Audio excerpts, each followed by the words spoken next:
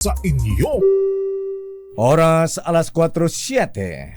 Alamin kung ano ang mga ginagawa, mga nagawang proyekto, programa para sa pag-unlad, balita at public service mula sa mga lungsod hanggang sa mga baryo. Dito lang sa DILG sa DZRH Break Time. Kasama ang mga lingkod sa pagbibigay serbisyo publiko, sina DILG Secretary Benhur Abalos at Lakay Mayor Deo Macalma sa DILG sa DZRH Break Time.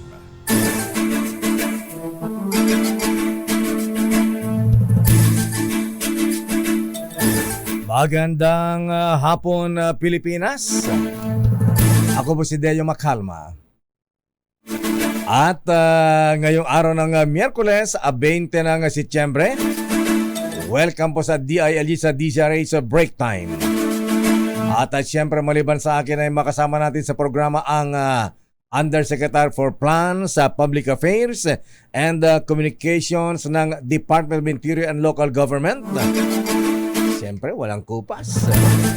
Always beautiful. Undersecretary Margarita Marz Gutierrez. Magandang hapon, Yusek. Magandang hapon, Lakay. At magandang hapon, Pilipinas. Sa ngalan po ni Secretary Benhur Abalos na nasa importanteng meeting lang po kaya hindi makasama ngayon. So magandang hapon po sa lahat rin ng nakikinig at nanonood on air at online. Ang DILG po ay inyong makakasama dito sa DZRH Break Time upang mas mailapit ang ahensya sa publiko pagdating sa pagbibigay ng serbisyo. Dahil ang DILG po ay matino, mahusay at maaasahan na handang-handang paglingkuran at pangalagaan ang ating mga mamamayan. At bilang bahagi po ng mas malawak na paghatid ng balita at serbisyo, ang DZRH ay live ninyong mapapanood sa DZRH News Facebook page, DZRH News Television sa YouTube, at siyempre sa aming website DZRHnews.com.ph at sa cable channels nationwide. At para naman sa inyong mga katanungan, mga nais idulog sa ahensya or suggestions, tayo rin ay naka-live at pwede nyo kaming mapanood sa DILG Philippines official Facebook page. At tumungo na tayo, Yusek, sa ating latest happenings at aksyon sa DILG, Yusek. Tama ka dyan, Lakay Deo. Sa DILG Balita at Aksyon, ating tatalakayin ang latest news and happenings sa aming ahensya. Pinangunahan ni DILG Secretary Benhur Abalos ang pagproseso ay ikalawang batch na mga aplikante na dating miyembro ng Moro Islamic Liberation Front MILF at ang Moro National Liberation Front MNLF na gustong maging pulis sa Maguindanao del Norte. Mula sa 1,279 na aplikante, 851 ang pumasa sa body mass index phase at sumailalim sa physical agility test at tulad ng push-up, sit-ups at 3-kilometer run. Mayroon palang ganyan. At mula sa nasabing bilang, 690 naman ang pumasa sa psychological at psychiatric exam. At 690 naman ang pumasa na makasama ng 113 na mula sa unang basa sumailalim sa CBI o Character and Background Investigation, physical, mental, and dental examination, drug test, at a final interview noong September 16 hanggang 18. At ang nasabing recruitment ay base po sa National Police Commission NAPOLCOM Resolution number 2023-0380 para punan ang 400 na slots para sa recruitment ng mga dating miyembro ng MILF at MNLF. Matindi ang training Very intense. At sa ibang balita naman, pinangunahan ng DILG nitong linggo ng umaga ang inaugurasyon ng 5 milyong halaga ng street lighting project sa Mangaldan, Pangasinan na kinabibilangan ng paglalagay ng 115 na solar panels. Ang pondo na ginamit sa nasabing proyekto ay mula sa Seal of Good Local Governance Incentive na napanalunan ng lokal na pamahalaan na at pang-5 SGLG-funded initiative na ng Mangaldan mula noong 2015, 2017, 2018, 2019 at 2022. At sa iba pang balita, nakiisa naman ng kabataan ng Cagayan de Oro sa Buhay Ingatan na Droga'y Ayawan o BIDA program. Ito'y kasunod naman ng pagpirma ng Memorandum of Agreement sa pagitan ng DILG at Xavier University Ateneo de Cagayan. At sa ilalim ng MOA, ang DILG Regional Office 10 ang mangunguna sa produksyon ng mga information, education, and communication materials at koordinasyon sa pagsasagawa ng mga BIDA-related activities, katuwang ang mga representative ng nasabing universidad. Samantala ang Xavier University Ateneo de Cagayan College of Agriculture, Development Communication Department ang siyang mamamahala sa mga BIDA-related public service announcements, communication plan, posters, at infographic materials. At ayon kay Xavier University President Father Mars Tan, ang BIDA program ay sumasalamin sa cura personalis na isang tatak ng Ignatian spirituality na nagpapakita ng pangalaga sa ibang tao. Sa ibang dako naman ng balita, nakikiisa ang mahigit 1,000 Sambuzorian sa paglunsad ng Buhay Ingatan Droga Ayawan program sa Zamboanga del Sur kasabay ng selebrasyon ng ika-71st araw ng Zamboanga del Sur na ginanap sa Mega Gymnasium Provincial Government Complex sa Pagadian City. Sa mensahe ni DILG Secretary Benhur Abalos Jr., binigyang diin niya ang kritikal na papel ng LGUs at iba pang sektor upang tugunan ang problema sa droga sa pamamagitan ng edukasyon at rehabilitasyon kasabay ng mga anti-drug operation ng law enforcement agencies.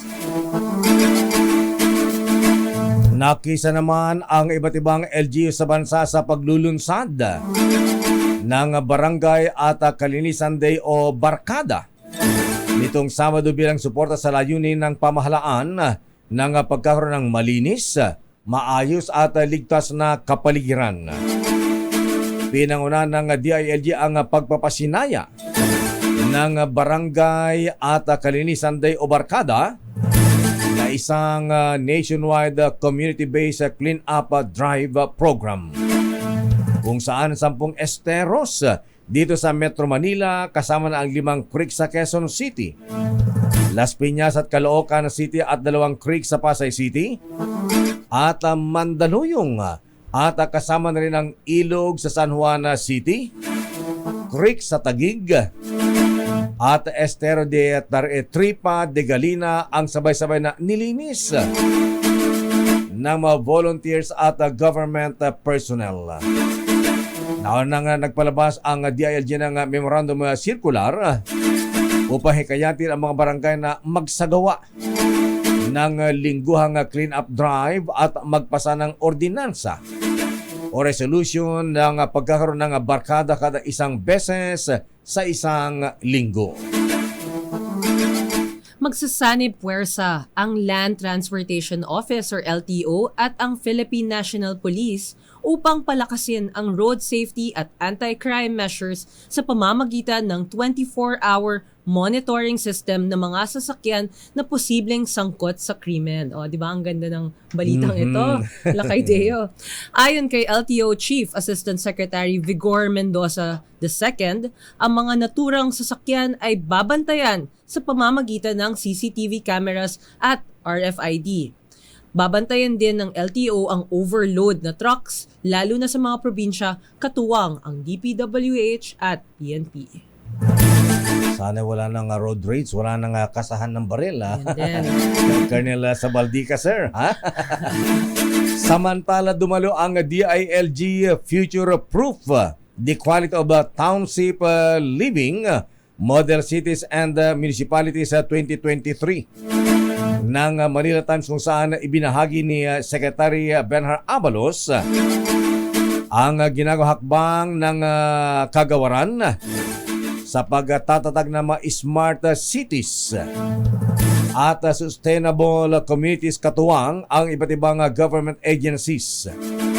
Ito ay sa pamagitan ng digitalization, dynamic innovation at enhancement of connectivity. Sa kanyang talumpati, sinabi ng kalihim ang kahalagaan ng pagpapatupad ng Ease of Doing Business Act.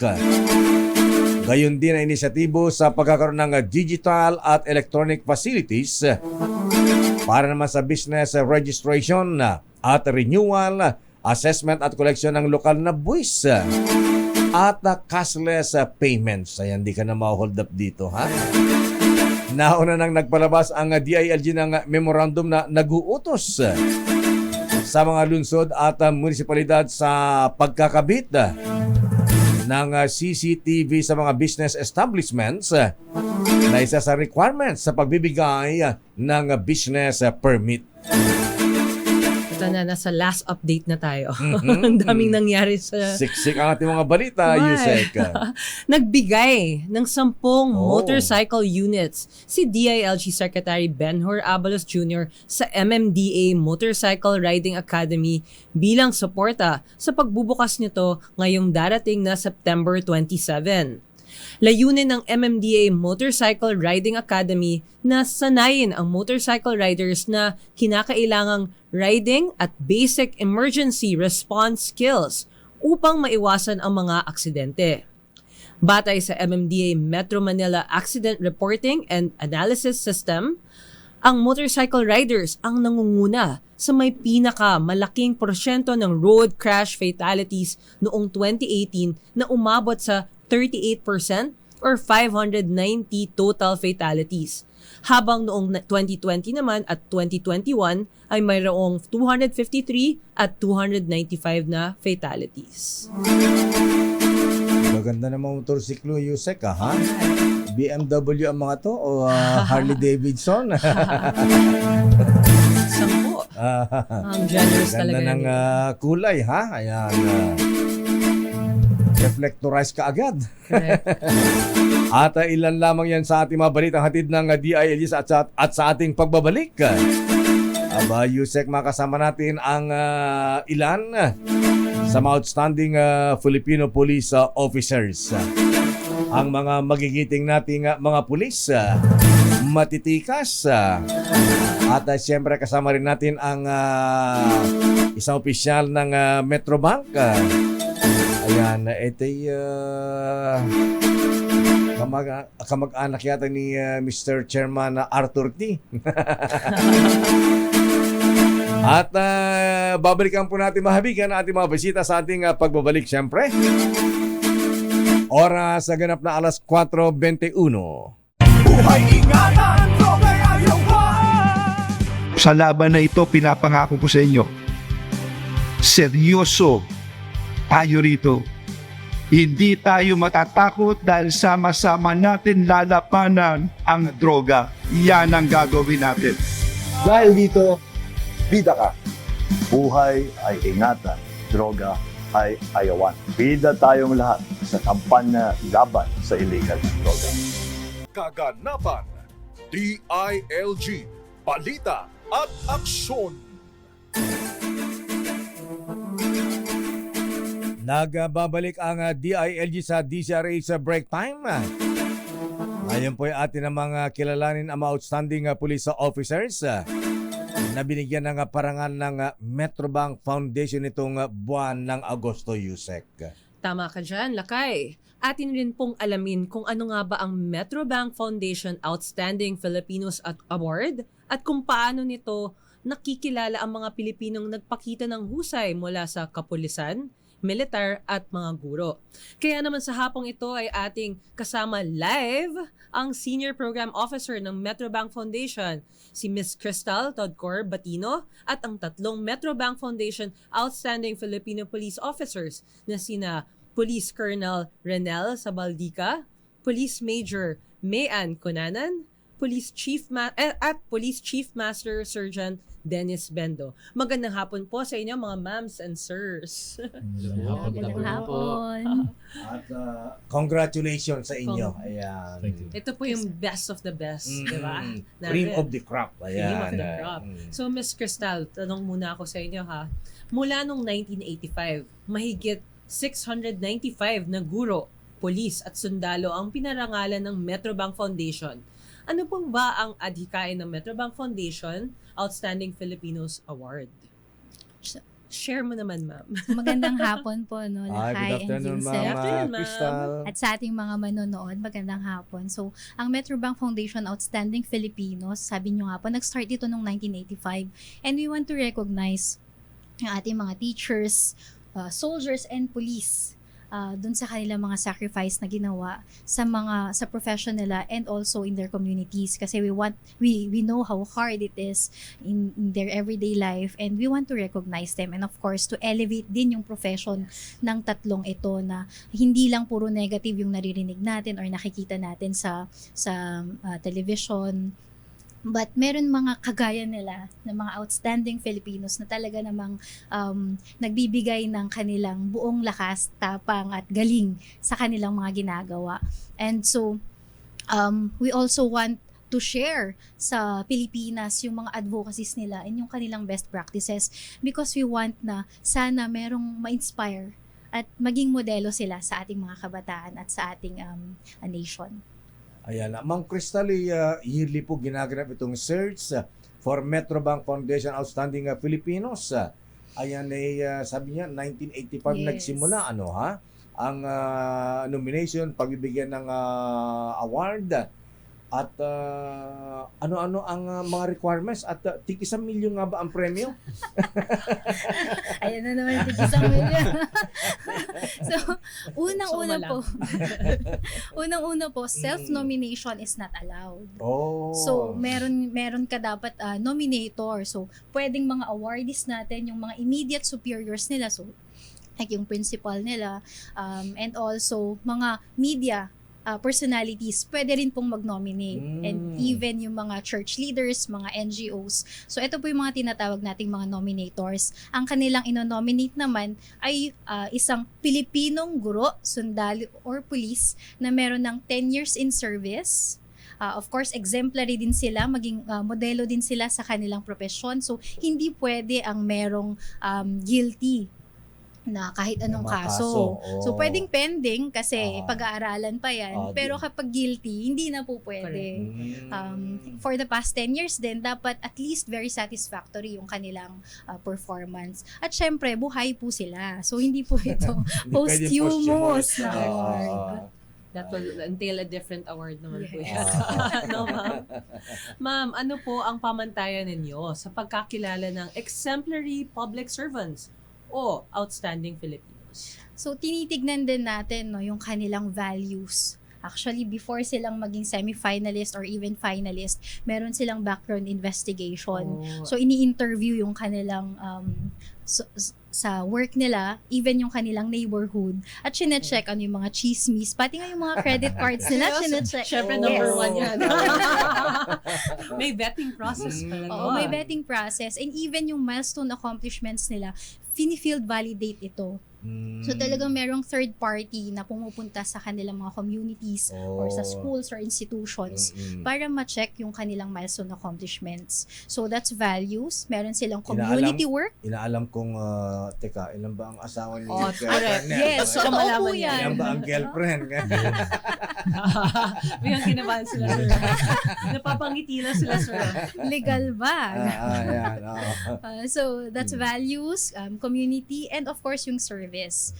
Sabi ko nga kanina, dapat exemplary din sila sa kanilang mga profession.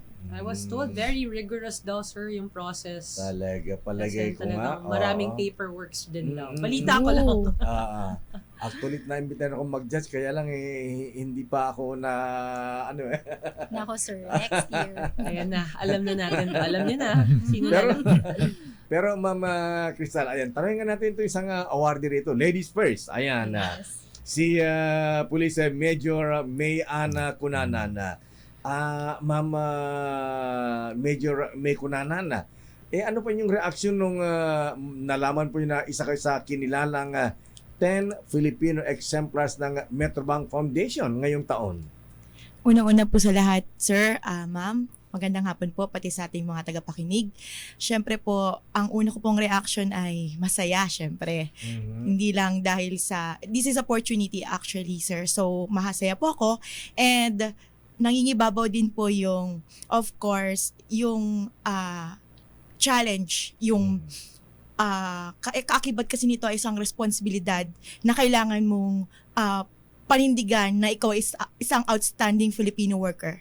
So, both masaya at the same time parang natakot din ako at the same time kasi lahat ng tao nakatingin sa'yo, hindi lang yung mga community, kundi pati yung mga kapwa mo pulis tinitignan ka kasi ikaw na yung nagiging ehemplo sa kanila. So, at the same time, this is a responsibility for us to be a good public servant po, sir. Parang bawal magkamali, Yusek. Bawal talaga. How about you, sir? Ayan Ano naman po, si Chief Master Sergeant Dennis Bendo. Sa akin naman po, naging proud po ako kasi ito po talaga yung pinaka-prestigious award na nakuha ko sa buhay ko, sa service ko. At the same time, ito po yung pinakamadrama kasi po pangatlong beses ko na po sumali sa Metrobank. ba? So dumaan po ako sa process na from nothing hanggang first level, second level, hanggang nakuha ko po. So nakita ko po kung gaano kahirap yung proseso noon, yung mga tanong noon. So nag-evolve yung mga tanong. So na-witness ko po lahat ng pagbabago. So ito po yung competition na to, ang laki ng pinagbago. Mas pinadali po nila sa amin yung mga question. Kaya ma-express mo po kung ano yung gusto mong sabihin talaga. Di tulad dati na parang paramihan po ng tanong. Ngayon po, specific at direct na po. Kaya masaya po ako dito sa nakuha ko po na to. Sir, follow up lang. What made you, parang tingin mo, ano yung binago mo sa mga previous applications mo na tingin mo nagpanalo sa'yo this year? For the third time For the na third na-nominate. time. Oo. Third time's a charm. Siguro po kasi dati is bago pa lang yung program, wala pang result. Dito po kasi nung pangatlong year ko na, lumabas na po yung impact, yung result ng mga naging project ko. Ayun po siguro yung nakita ng Metrobank. Colonel Ranela Sabaldica, sir, ayan na. Ano pong naging sa inyong makilahok sa search for Metrobank Foundation Outstanding Filipinos bukod sa 1 million na reward sa inyo, premyo sa inyo? Actually, Lakay Deo at Ma'am Marge, medyo hindi ko talaga pinangarap na makakasali ako sa ganitong katinding patimpalak.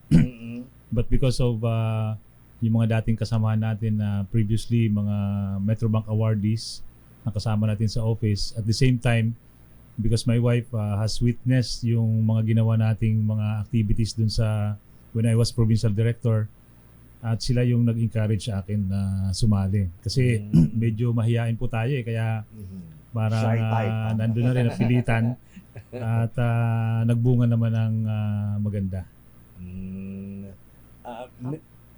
Isek. Yeah, I was about to ask you. Sige, Isek. How about you, ma'am? Mama Major May, Cunanan. ayan, Major Major May Cunanan. Cunanan. Yes, sir. Actually, ma'am, nagkaroon din po ako na-inspired po ako sa mga previous kasama ko po sa opisina, like my direct supervisor, si General Ronald Lee, na previously 2008 Metrobank awardee. So naging public information officer niya ako, and I saw his accomplishment way back 2008, and nakikita ko rin po how the Metrobank really ginagawa nila lahat para ma-promote ang PNP. So parang sabi ko, why not? At the same time, pwede din nilang ma-advertise yung aking sinusulong, yung transformation ng PNP. So isa po talaga sa aking naging aside from the prices, of course, yung gusto ko, yung nakikita ko na may tumutulong sa amin aside sa PNP alone, is merong partners with the stakeholders na nagpo-promote sa public service ng PNP po. Yan, parang sinasabi Ma'am Crystal ni Major Mayan Cunanan na sa amin, you are in good hands. Tama. Pero hindi pa rin po sinasagot ni Ma'am yung kung yung price mo. Oo nga. Ayaw pa rin niya sagutin yung 1 million per...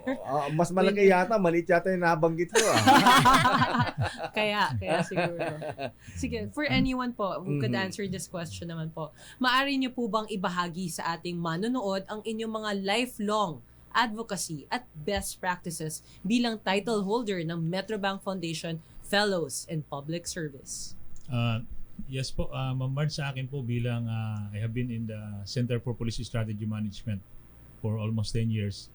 Ito po kasi yung opisina na nagsusulong ng para magtuloy-tuloy yung transformation program ng PNP. So ito po talaga yung naging advocacy natin, being an advocate of transformation program ng PNP.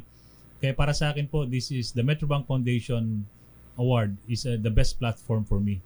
Para mas lalo pa nating mapaigting, mas lalo pa nating ma-convince, ma-inspire yung mga kasamahan natin na sabi nga, as we perform, we transform. So magtuloy-tuloy talaga sa atin bilang maging ehemplo tayo na ma-encourage din yung mga kasamahan natin na talagang kailangan natin with sa mga pangyayari ngayon sa PNP.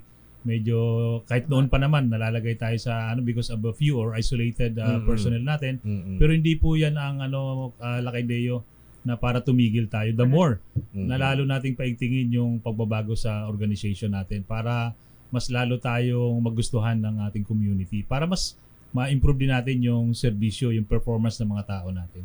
Yeah, a really good attitude, sir. Ayan na. Master Sergeant Bendo, sir, ayan na. Sa inyo ano naman yung advocacy po ninyo, ha? Best practices ika nga. Kaya kayo nanalo bilang tinanghal bilang isa sa mga awardees ng Metrobank Foundation. Sa amin po sa Manila Police District. Sa Manila. Manila's Finest ka pala. Ayan.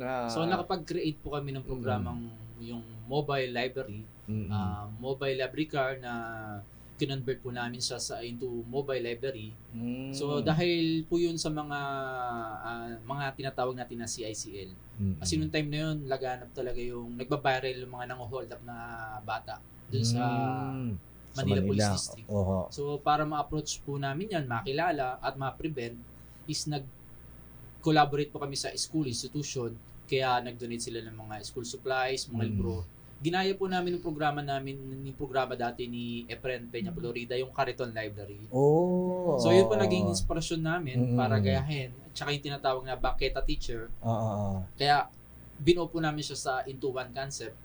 So dahil po doon na sa tulong ng school institution na pursue po yung program, yung direct beneficiary nun, yung mga CICL po mismo.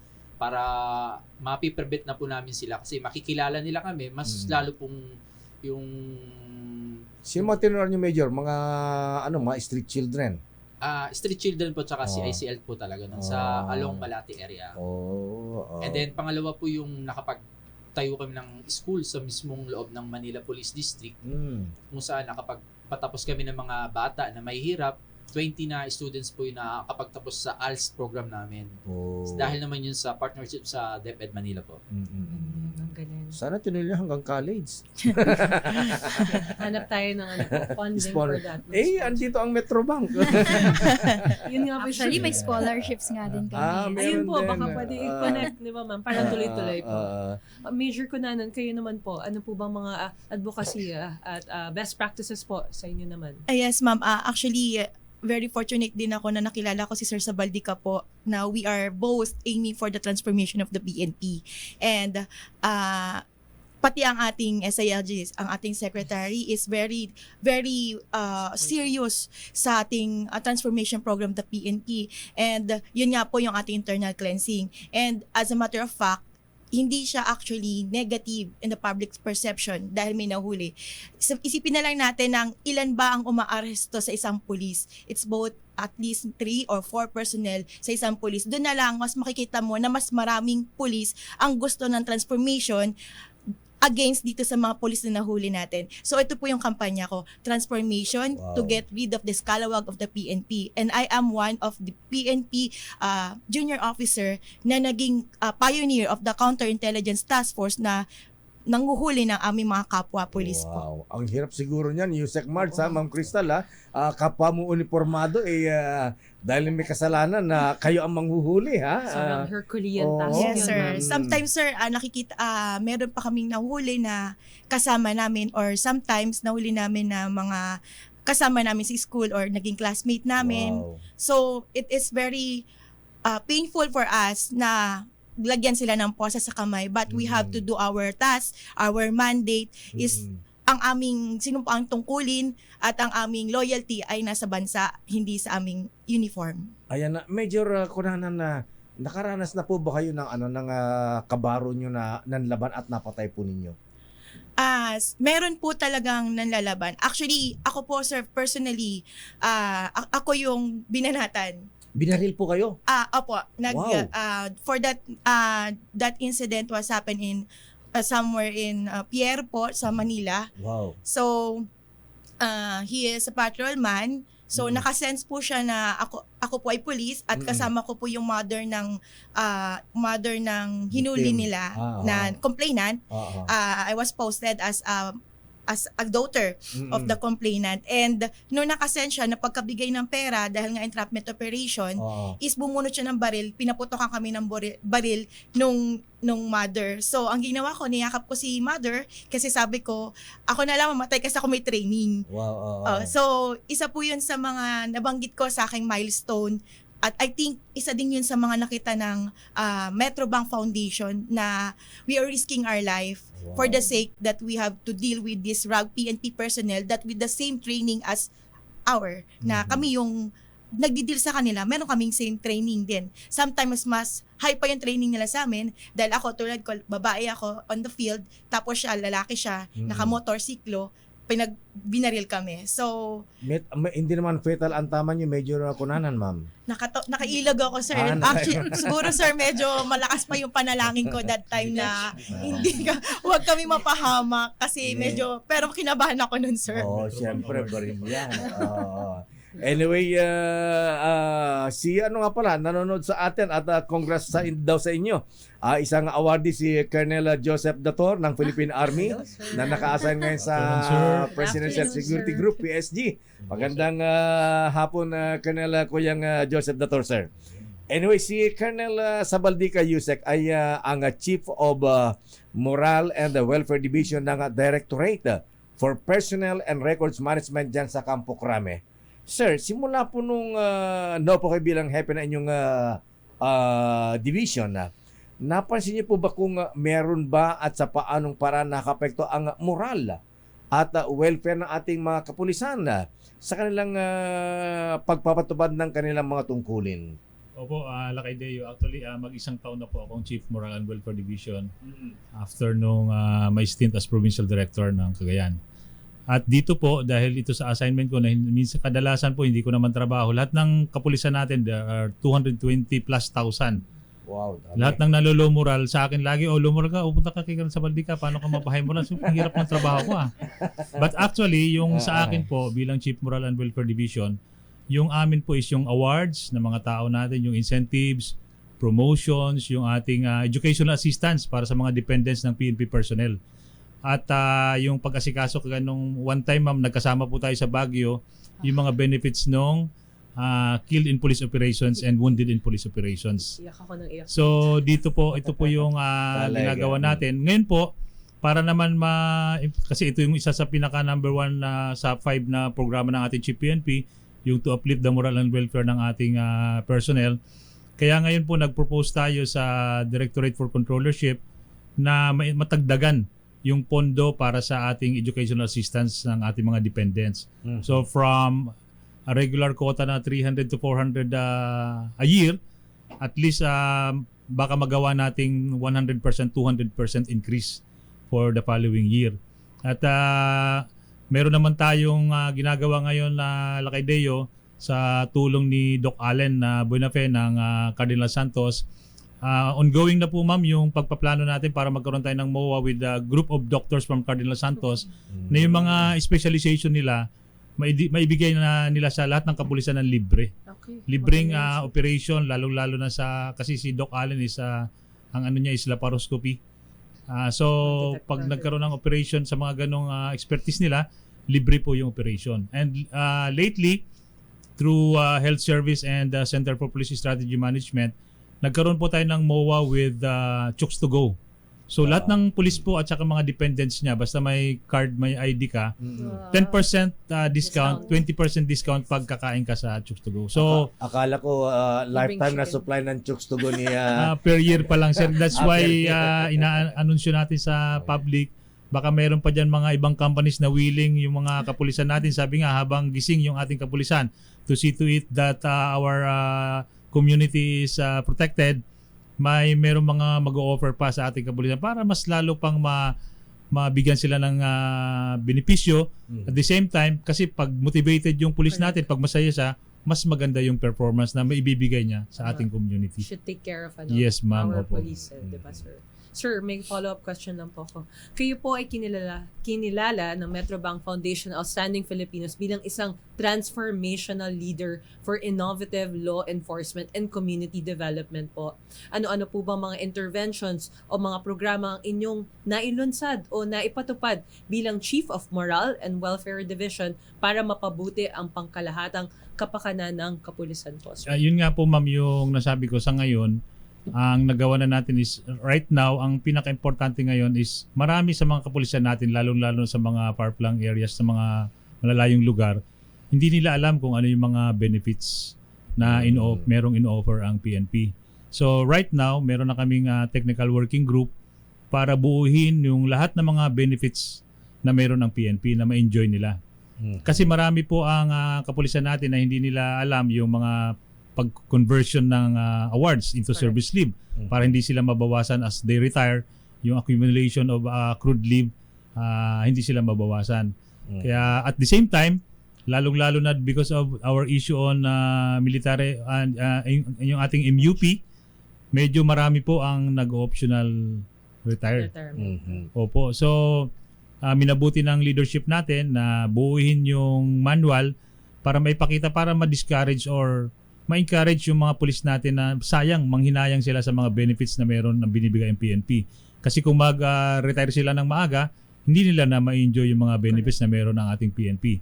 At the same time, yung ating patapos na rin po, almost 95% na yung aming ginagawang frequently asked questions para lahat ng stations natin, maibibigay natin para alam lang lahat ng kapulisan natin kung anong meron sa Moral and Welfare Division. Meron ba lumalapit, Colonel, sa balika na lumoral na pulis dahil una, naghiwalay sila ng kanyang misis o kaya ay nagkaroon ng kaso dahil nakapatay online of duty, sandamakmak ang kaso. Ito ba ito mga ganitong problema ay inilalapit din po ba sa inyo? Meron po tayong specific na office para sa mga complaints na ganyan na Lakaydeo. Opo. Pero ang marami ko pong na-experience ay yung mga officers natin na after their assignment, wala silang assignment.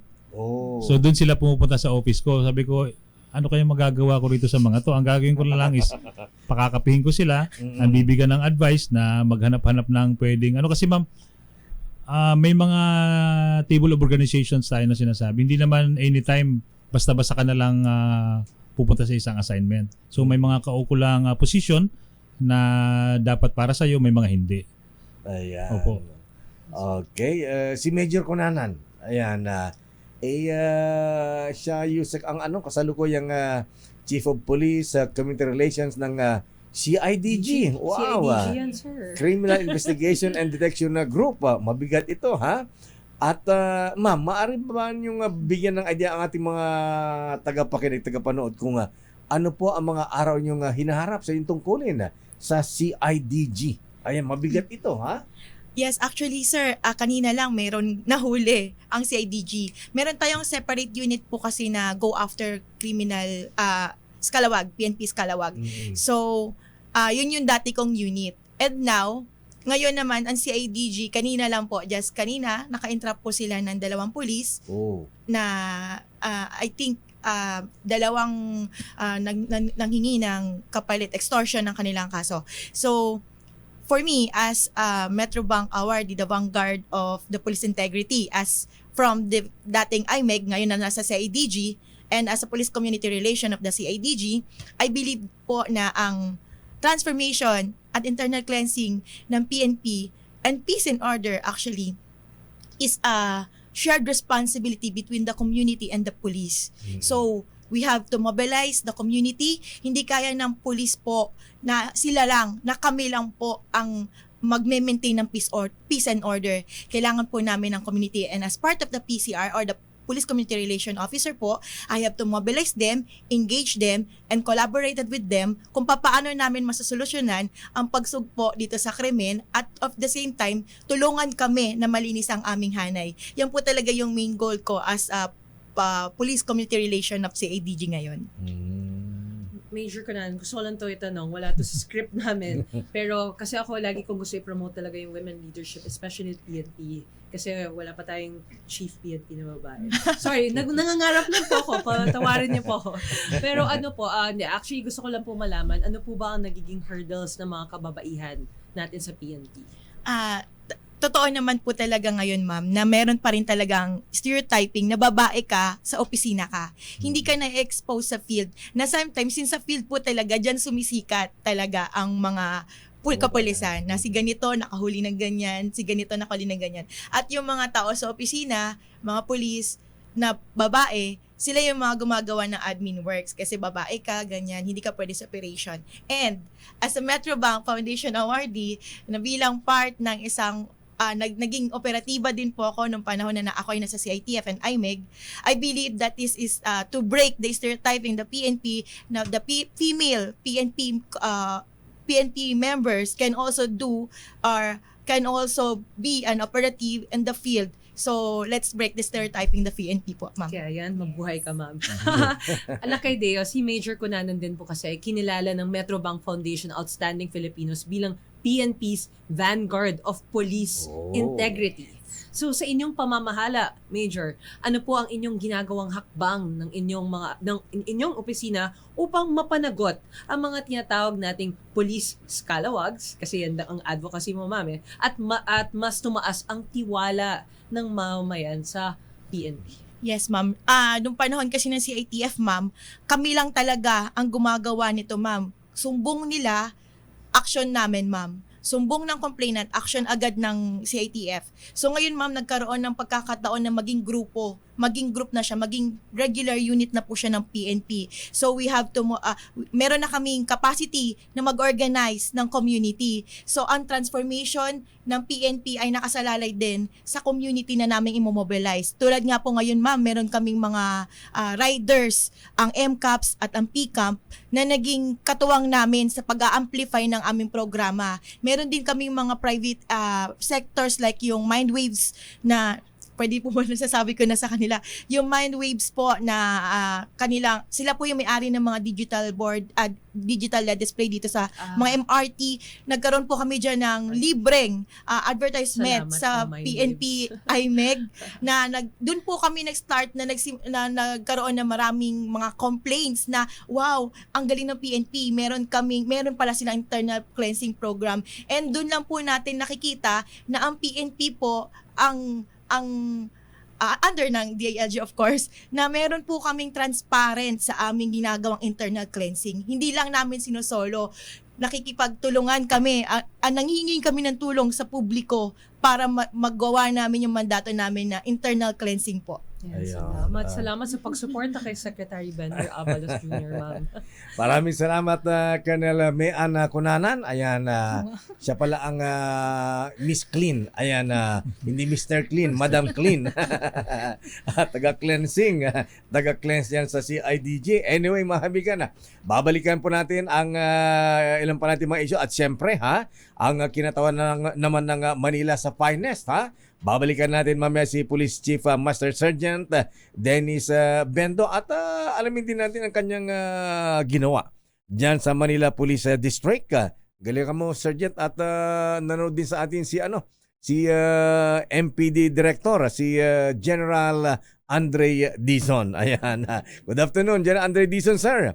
Magbabalik po kami dito sa ating palatuntunang DILG sa DZRH Break Time. Makabuluhang talakayan at mga mahahalagang impormasyon na dapat mong malaman sa Usapang Bayan. Mas mapaiigting ang otonomiya ng pananalapi at kakayahan ng mga LGU sa pamamahala ng kani-kanilang resources. Isang hakbang tungo sa ganap na desentralisasyon na nakasaad sa Local Government Code. Malaking bahagi ng desentralisasyon ang ganap na devolusyon o ang pagpapaubaya ng tungkuling paghahatid ng mga pangunahing serbisyo mula sa pamahalaang nasyonal tungo sa lokal. Sa tamang pondo mula sa laang buwis pambansa, ilang proyekto at programa na hinahawakan pa ng national government ang maaaring direkta ng magawa ng mga LGU ayon na rin sa kani-kanilang prioridad. Angat, lokal, tamang pondo, angat serbisyo.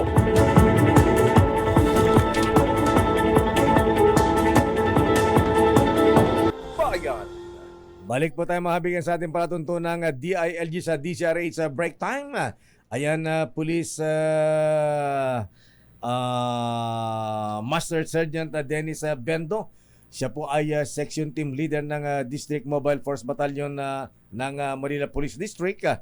Paano po napunta sa Police Community Relations SARDS? Noon na po ba kayong ipinilagay sa ganyang tungkulin naging malaking adjustment po ba sa inyo? At ano-anong sector po ang inyong area of jurisdiction pinapangalagaan? Sa amin po, ang cover area po namin is buong Manila Police District po. From District 1 to District 6. Aksidente lang po yung pagkakapunta ko dito sa community relation. Kasi dati po, ang hawak ko is yung kami po yung nagpapail ng mga police na mga pasaway. So kami po yung nag-pre-charge.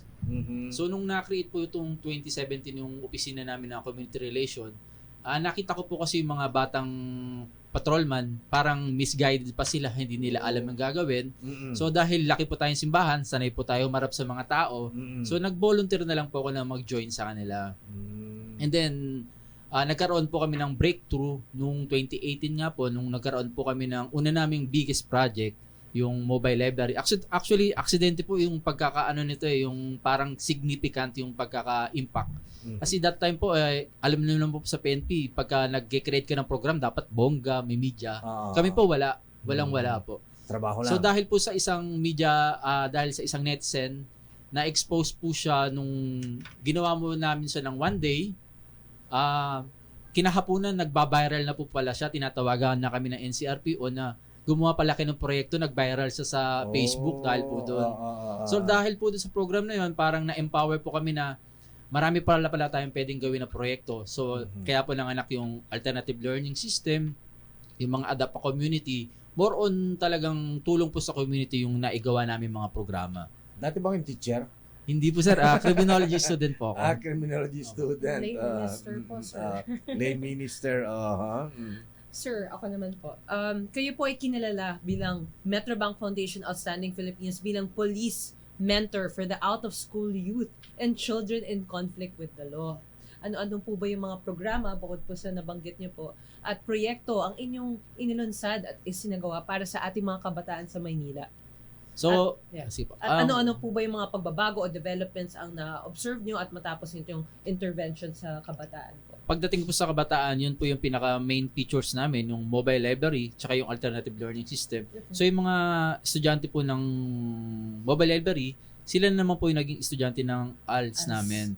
So ang kagandahan po ng program na to is na-integrate siya sa ibang probinsya, kagaya ng mga PNP sa Region 10, ginaya rin siya ng mga Philippine Army sa Basilan, Sulu, yung mga Philippine Navy natin. So meron na rin siya sa Negros, meron na rin sa Cebu. So nakatulong po tayo na parang ma-reach out yung mga malalayo. So dahil siguro po naging inspirasyon ako ng mga NGO, kaya po kumalat yung programa na to. At tinulungan din namin sila na mag-donate din kami ng mga kagamitan dun sa mga area na yun. Salamat. Libreng school supplies ba? Mga libro? Apo, libro. May allowance din ba? Ayun lang po. Ang wala. Sagot na ng Metrobank yan. Tanongin natin mga awardees natin. Ayan, dahil kayo ay awardees ng Metrobank. Ano po ang inyong mensahe sa ating, siyempre, sa mga kapwa police officers at public servants na maging halimbawa po ng mga mamamayan to go beyond their line of duties, ika nga, para makapagbigay ng mahusay na serbisyo at maging ehemplo ng pagbabago? Colonel Sabaldica, sir.